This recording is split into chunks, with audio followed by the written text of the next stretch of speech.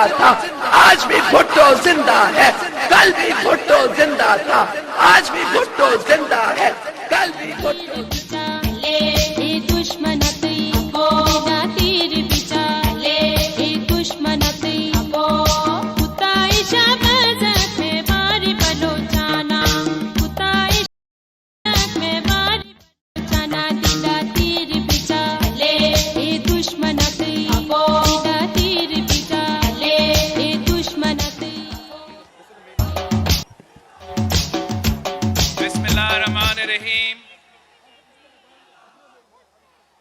नारे तकबीर, नारे रिसालत, नारे हैदरी, नारे भुट्टो। वाह हैदराबाद, वाह! आज आपने हमारा दिल जीत लिया है। मेरा ख्याल में आज तक हमारा पाकिस्तान डेमोक्रेटिक मूवमेंट के तहरीक का सबसे बड़ा जलसा हैदराबाद के आवाम ने करवा लिया है। हम हैदराबाद के बहादुर और गयूर अवाम को सलाम पेश करता हूं। हैदराबाद के अवाम ने हमेशा जमहूरियत की जिदोजहद में आमरियत के मुकाबले में सफ़े अव्वल का किरदार अदा किया है। जनरल अयूब खान हो, याया खान हो, जनरल मुशर्रफ हो, जनरल जिया हो, सब के सब हैदराबाद के आवाम से डरते थे। जिया तो हैदराबाद के तुलबा से भी डरता था, यहां के स्टूडेंट से डरता था। इस हद तक के आज के दिन जियाउल हक ने स्टूडेंट यूनियंस पे पाबंदी लगाया था।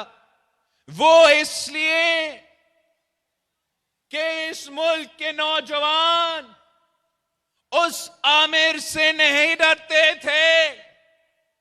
वो जमहूरियत के लिए, movement for the restoration of democracy के लिए अपना किरदार अदा करते थे।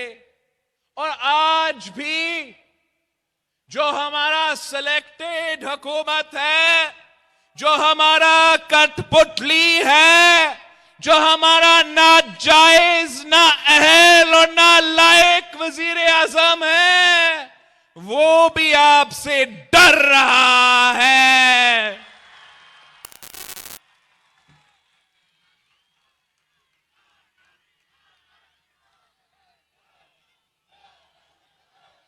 सिलेक्टेड कहता है, नाजायज वजीर आजम कहता है कि सिंध हमारा सूबा नहीं है। अगर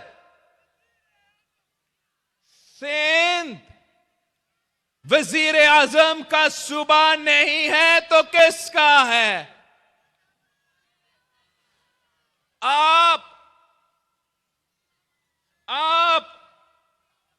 ना सिर्फ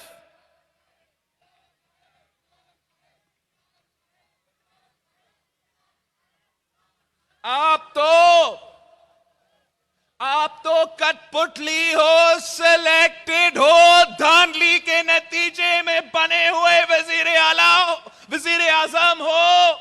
सिंध भी आपका नहीं है, बलोचिस्तान भी आपका नहीं है, पंजाब भी आपका नहीं है, पख्तूनख्वा, गिलगित बल्तिस्तान और कश्मीर भी आपका नहीं है।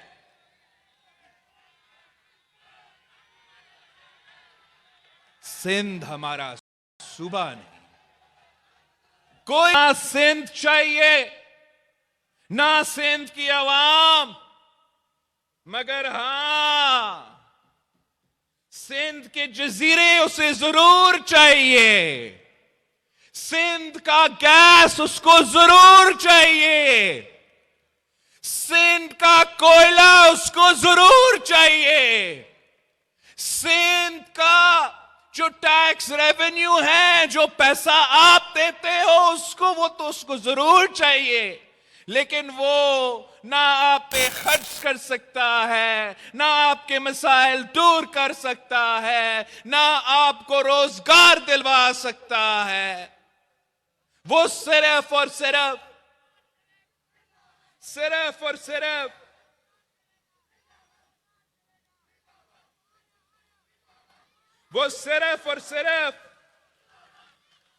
आपके हुकूक पे डाका डालना जानता है, आपके जेब पे डाका डालना जानते हैं, मगर आप इस मुल्क के अवाम इनको बर्दाश्त नहीं करेंगे, और इंशाअल्लाह ताला हम अपने हकूक का भी हिफाजत करेंगे, हम अपनी जमहूरियत का भी हिफाजत करेंगे, और ये जो वजीर आजम है इसको जरूर भगाएंगे।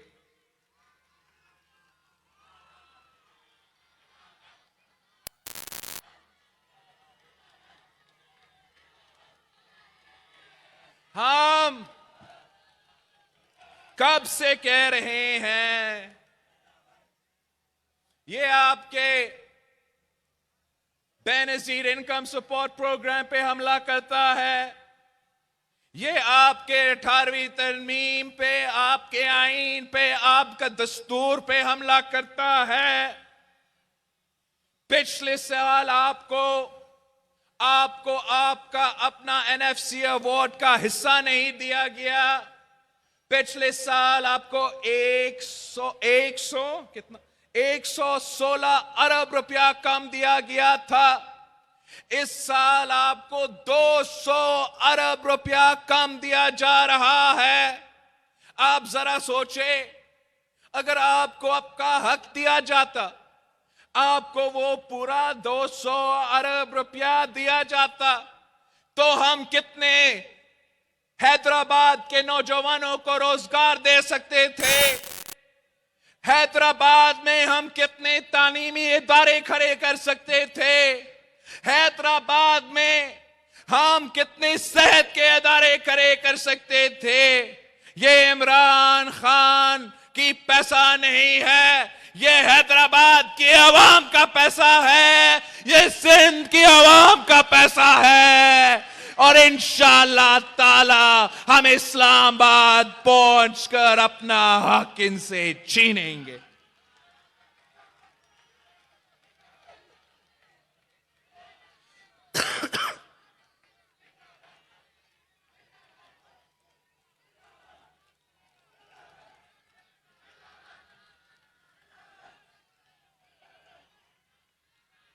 पीटीआई की हुकूमत, ये नालायक, नाजायज, नाअहल हुकूमत अपने साथ एक महंगाई की सुनामी ले आई है।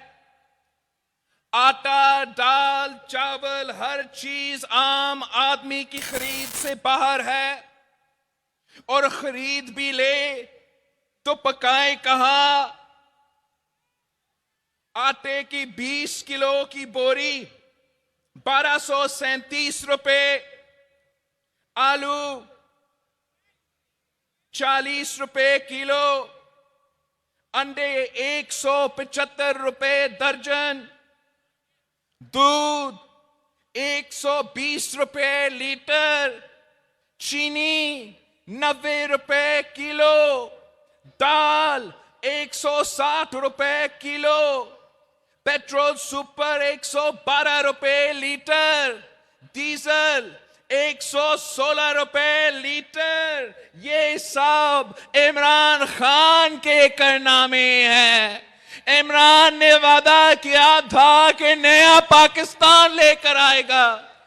नया पाकिस्तान तो मेगा पाकिस्तान निकला। नया पाकिस्तान महंगाई का पाकिस्तान निकला। और ये सिर्फ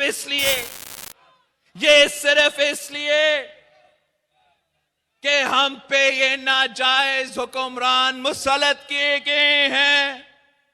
किसानों को उनकी फसल की कीमत नहीं मिलती, किसानों का मुआशी कत्ल हो रहा है, मेहनत कशों को, मजदूरों को उनकी मेहनत के सिला नहीं मिलता, मजदूरों का मुआशी कत्ल किया जा रहा है, ताजरों का मुआशी कत्ल किया जा रहा है।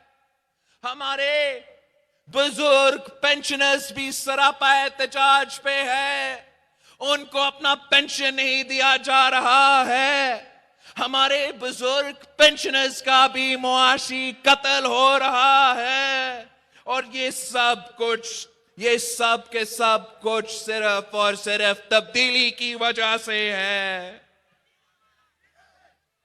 तारीख में सबसे ज्यादा महंगाई है, तारीख में सबसे ज्यादा बेरोजगारी है, तारीख में सबसे ज्यादा गुर्बत है। और ये सब कुछ इमरान खान की वजह से है। हमारा किसान सरापा एहतजाज है, हमारा हारी सरापा एहतजाज है। उनको अपना टमाटर का कीमत नहीं दिया जाता, प्याज का कीमत नहीं दिया जाता, और वो सिर्फ इसलिए कि ये नालायक हुकूमत अपना पाकिस्तानी किसान के फसल तो खरीदता नहीं है, वो बाहर से मंगवा रहा है। और नुकसान आप उठा रहे हो, नुकसान हमारा गरीब किसान उठा रहा है। इमरान की तब्दीली ने पाकिस्तान में ये पिछले 1 साल में इतना महंगाई कर दी, इतना बेरोजगारी गुर्बत करार दे दिया कि अब पाकिस्तान का 50%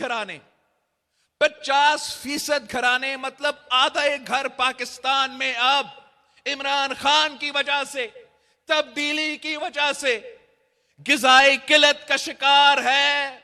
वो अपना राशंस में कमी कर रहे हैं, इसलिए कि ये गरीब दुश्मन हुकूमत ने आपका जीना हराम कर दिया है।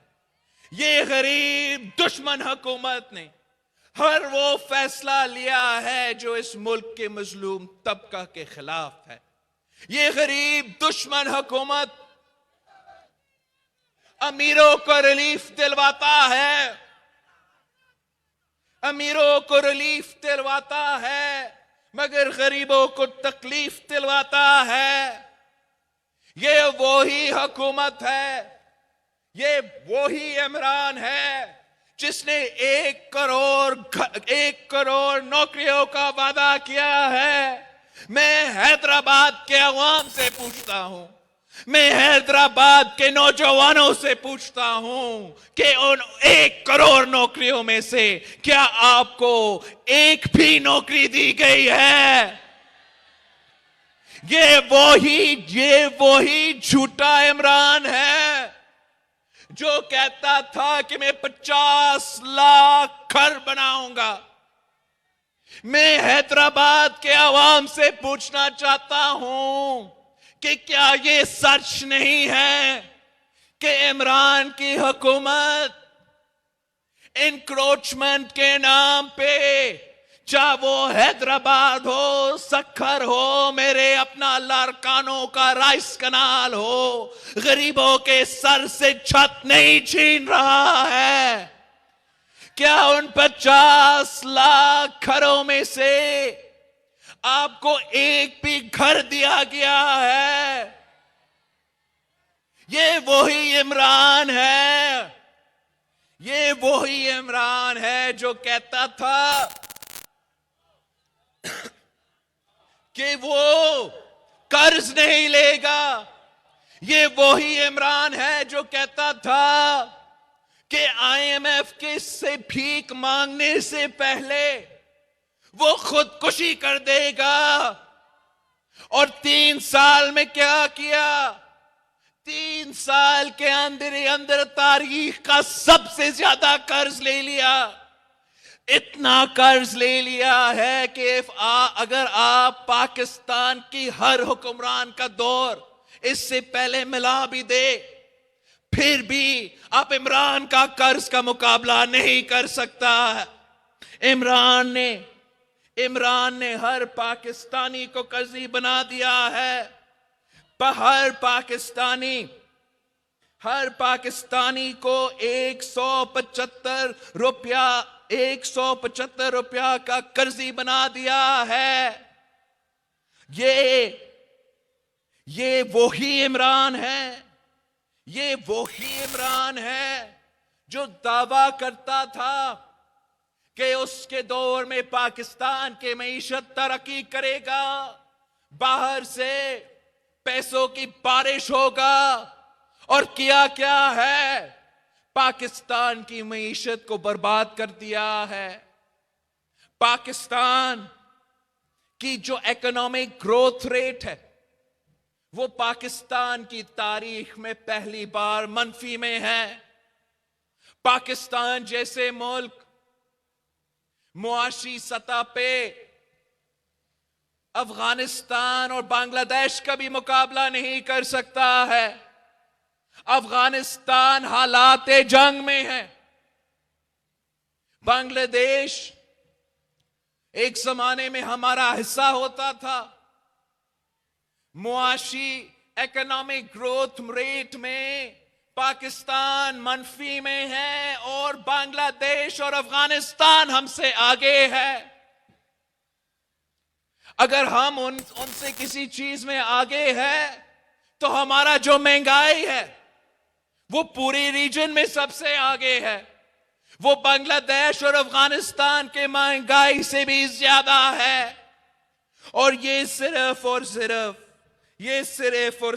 इस नाजायज, ना अहल और ना लायक वजीर आजम की वजह से है कि इसको हम पे मुसल्लत किया गया है। आप इसका नालायकी का बोझ उठा रहे हो, आप इसका करप्शन का भी बोझ उठा रहे हो। ट्रांसपेरेंसी इंटरनेशनल कहता है कि इमरान खान की हुकूमत में करप्शन का इजाफा हुआ है। इमरान की हुकूमत में पाकिस्तान की तारीख में अब सबसे ज्यादा करप्शन हो रहा है। ये हम नहीं कहते, ये पीडीएम नहीं कह रहा है, ये ट्रांसपेरेंसी इंटरनेशनल कह रहा है। मगर इमरान से कोई सवाल नहीं पूछता। बीआरटी मंसूबा में करप्शन, फॉरेन फंडिंग क्लेम्स में करप्शन, मालम जब्बा में करप्शन, बिलियन ट्रीज में करप्शन, अलीमा बाजी की सिलाई मशीन्स में करप्शन, पापा जॉन्स का पिज्जा में भी करप्शन। मगर कोई उनसे पूछता नहीं। आप इनका करप्शन का बोझ, इनका नालायकी का बोझ, इनका नाअहली का बोझ आप उठा रहे हो, आप भुगत रहे हो अपनी बिजली के बिल में, अपनी गैस के बिल में, खाने पीने के अशिया के बिल में। हम कब तक इस नालायक को भुगतेंगे? हम कब तक इसको बर्दाश्त करेंगे कि ये नाजायज वजीर आजम ने पाकिस्तान की मईशत को तबाह कर दिया, पाकिस्तान की जमहूरियत का जनाजा निकाल दिया है, पाकिस्तान की सहाफत पे, पाकिस्तान के इंसाफ के इदारे पे सब कुछ में ताला लगा दिया है। हम कब तक इस कठपुतली को बर्दाश्त करेंगे? कब तक ये इस किस्म के एक्सपेरिमेंट्स बर्दाश्त करते रहेंगे?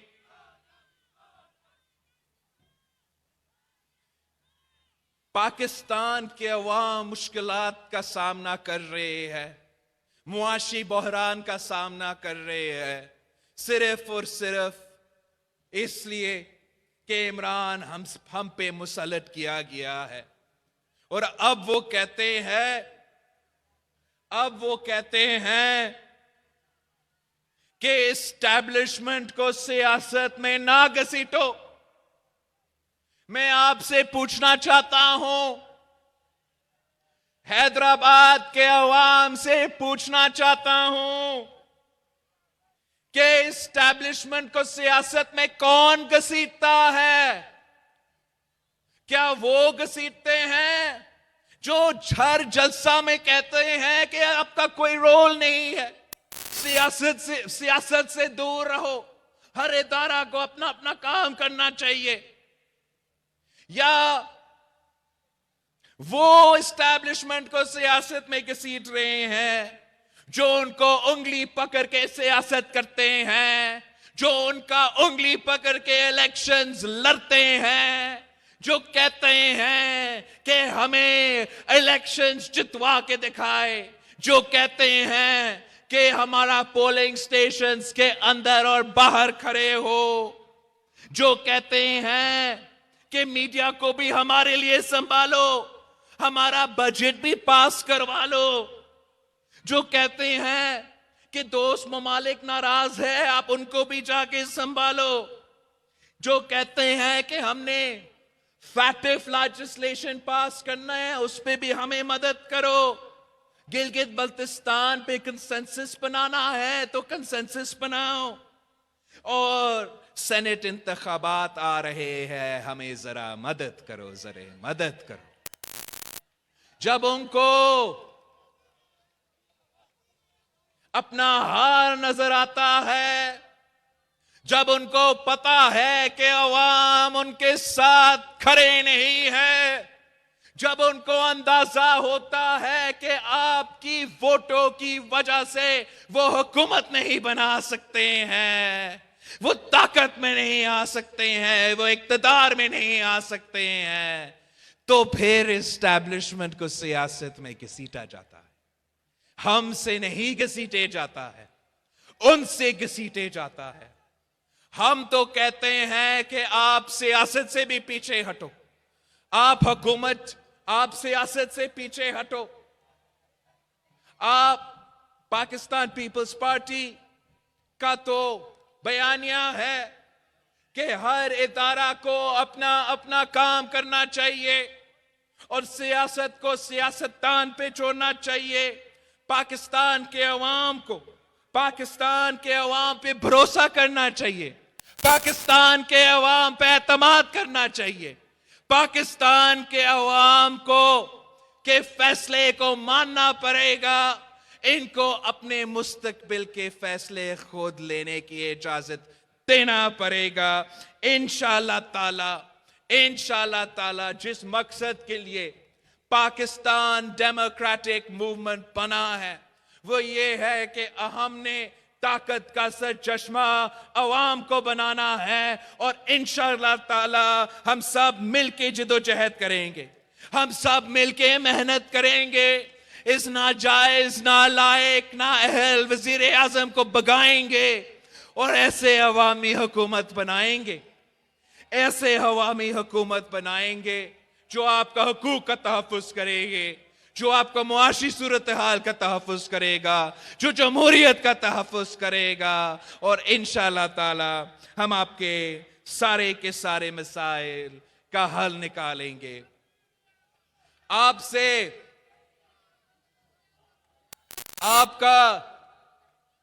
आपका मेहनत, आपकी जिद्दोजहद हम सब के सामने है। मैं उम्मीद रखता हूं कि आप थके हुए नहीं हैं, आप ये मेहनत जारी रखेंगे। इंशाअल्लाह ताला मार्च में मार्च होगा और आप सब हमारे साथ जाएंगे, मिलके हम साथ लड़ेंगे। इंशाअल्लाह ताला यहां से लेके इस्लामाबाद का मार्च होगा। मैं इंशाअल्लाह ताला कराची से निकलूंगा, हम सब अपने अपने इलाके से निकलेंगे और सब मिलेंगे तो इस्लामाबाद में मिलेंगे, सब मिलेंगे तो फैजाबाद में मिलेंगे, सब मिलेंगे तो अपारा चौक में मिलेंगे, सब मिलेंगे तो डी चौक में मिलेंगे। हम इनको हुकूमत से निकालेंगे, सिलेक्टेड को निकालेंगे, नालायक को निकालेंगे, ना जायज ना अहल वजीर आजम को निकालेंगे, आपके हुकूमत बनाएंगे। आप सबका बहुत मेहरबानी। पाकिस्तान जिंदाबाद।